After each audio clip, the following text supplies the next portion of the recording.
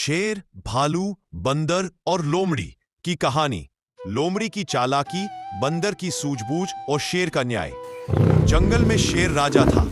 उसके साथ अक्सर भालू और बंदर भी दरबार में आते जाते थे। सब अपनी अपनी जगह ठीक थे, पर लोमड़ी हमेशा चालाकी में लगी रहती। किसी तरह मौका मिले तो दूसरों को बेवकूफ बनाकर खुद फायदा उठाए। एक दिन जंगल में एक बड़ा शिकार पड़ा मिला। शेर, भालू और लोमड़ी तीनों वहां पहुंचे।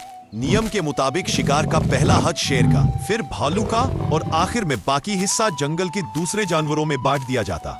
लेकिन लोमड़ी ने सोचा, अगर मैं दोनों को आपस में फिरा दूं तो पूरा शिकार अकेले खा जाऊं। लोमड़ी ने भालू के कान में जाकर कहा, सुना है शेर कह रहा था कि भालू तो बस नाम का ताकतवर है, सारा शिकार वो अकेला ही ले लेगा। भालू को गुस्सा आ गया।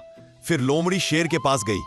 महाराज, भालू कह रहा है कि आज वो शिकार का बड़ा हिस्सा लेगा, आपकी क्या मजाल की रोको। शेर भी भड़क गया। दोनों आमने सामने आ गए, गरजते गुर्राते एक दूसरे को घूर रहे थे। वही पेड़ के ऊपर बैठा बंदर खामोशी से ये सारी चालाकी साफ साफ सुन रहा था, जैसे ही शेर और भालू लड़ने की तैयारी करने लगे। लोमड़ी मुस्कुराते हुए एक कोने में जाकर पूरा शिकार खाने बैठ गई।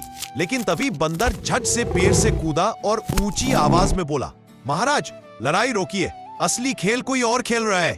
शेर ने गरज कर पूछा, कौन? बंदर ने सारी कहानी शुरू से अंत तक बता दी। कैसे लोमड़ी दोनों को भड़काती रही और मौका देखकर पूरा शिकार खुद साफ करने बैठ गई। शेर और भालू दोनों समझ गए कि उन्हें बेवकूफ बनाया गया था। गुस्से में शेर और भालू दोनों लोमड़ी की ओर बढ़े। लोमड़ी भागने लगी, लेकिन भालू की पकड़ तेज थी। उसने लोमड़ी को जकड़ लिया। शेर बोला, चालाकी अच्छी होती है, लेकिन दूसरों को बेवकूफ बनाने की चालाकी जंगल में नहीं चलती। लोमड़ी को सबक देकर शेर ने पूरा शिकार बंदर की ईमानदारी के नाम कर दिया और बोला, आज से तू जंगल का सलाहकार होगा।